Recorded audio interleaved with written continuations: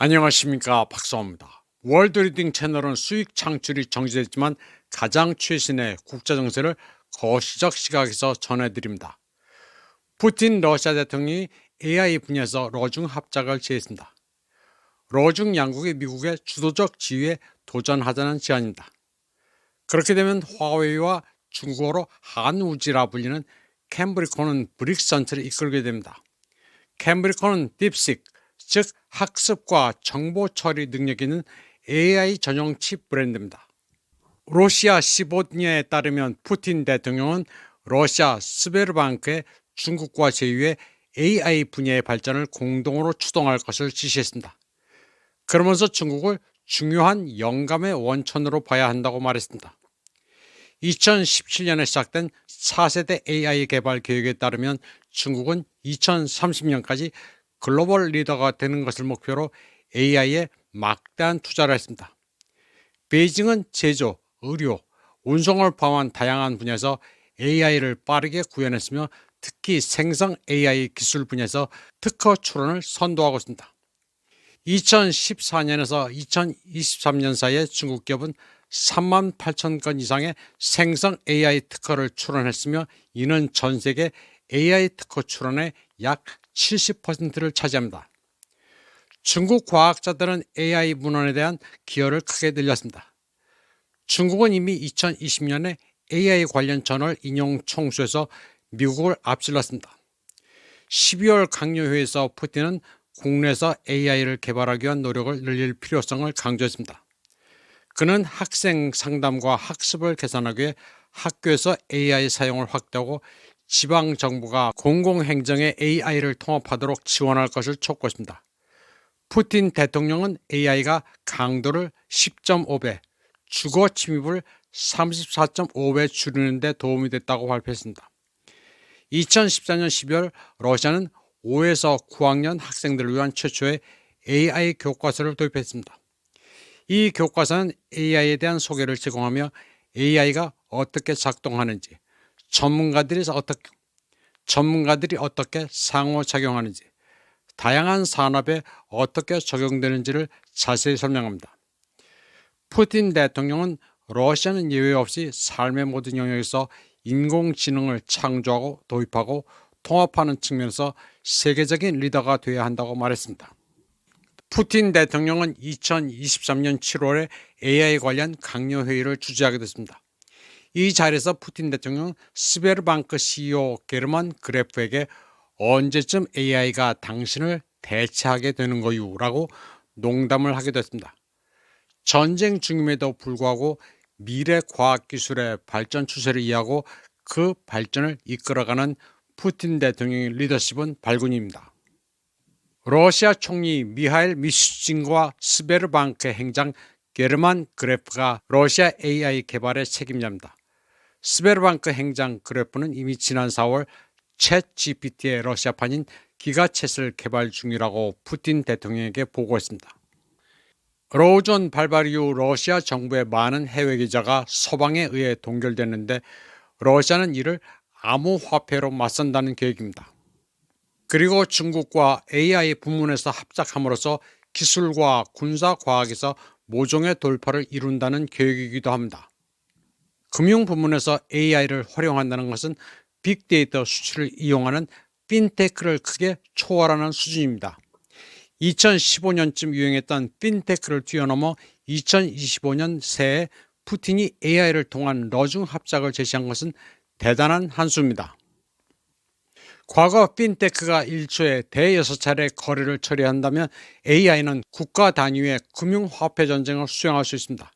심지어 러시아가 대량 보유하고 있는 천연자원 니켈의 선물 거래도 AI 기술을 통해 할 수 있습니다. 또 러시아가 보유하고 있는 소버린 펀드도 AI로 운영할 수 있습니다. 타이완의 시사평론가 왕상쯔는 푸틴이 역시 KGB 출신답다고 혀를 내둘렀습니다. 그는 러시아의 과학기술 능력은 외부에서 제대로 이해하지 못한다면서 2023년 러시아 영화 브이즈 오프를 들었습니다. 브이즈 오프는 영어로 챌린지란 의미입니다. 이 영화 드라마는 감독과 몇 명의 남녀 배우 그리고 카메라 감독이 직접 국제우주정거장에 가서 제작했습니다. 컴퓨터 그래픽이 아니라 우주를 실사로 찍어 영화를 만들었습니다. 3명의 배우가 우주 정거장 안에서 수술도 하는 모습을 연출했습니다. 여의사가 우주로 올라가 국제우주정거장에서 부상당한 우주인을 치료한다는 스토리입니다. 로스코스모스가 TV 채널 베르비 까날과 함께 11억 5천만 루블을 투자해 만든 영화 드라마입니다. 영화까지 우주에서 직접 제작하는 러시아의 과학기술 수준은 대단합니다. 2023년 6월 푸틴 대통령은 영화에서 흉부 외과의를 연기한 율리아 페레실드에게 영화예술 국가상을 수여했습니다. 그녀는 영화 촬영을 위해 유리 가가린 센터에서 중력 훈련을 받는 투혼을 발휘했습니다. 러시아는 천재가 많습니다. 무이접 영화 출시를 기념하는 우표도 발행됐을 정도로 러시아에서는 엄청난 흥행을 했습니다. 영화라고 하면 할리우드밖에 모르는 한국에서는 알 리가 없습니다. 그러나 타이완의 시사평론가는 이를 알고 있었습니다. 또 심지어 지방의 젊은 천재 과학자가 2000년대 초에 불경을 데이터화했는데 그 시스템이 안드로이드를 포함한 서구에 OS를 능가했다는 에피소드도 알고 있습니다. 러시아는 첨단의 기초과학기술을 중국이 이미 개발한 숱한 플랫폼과 연계해 시너지 효과를 거두려 하고 있습니다.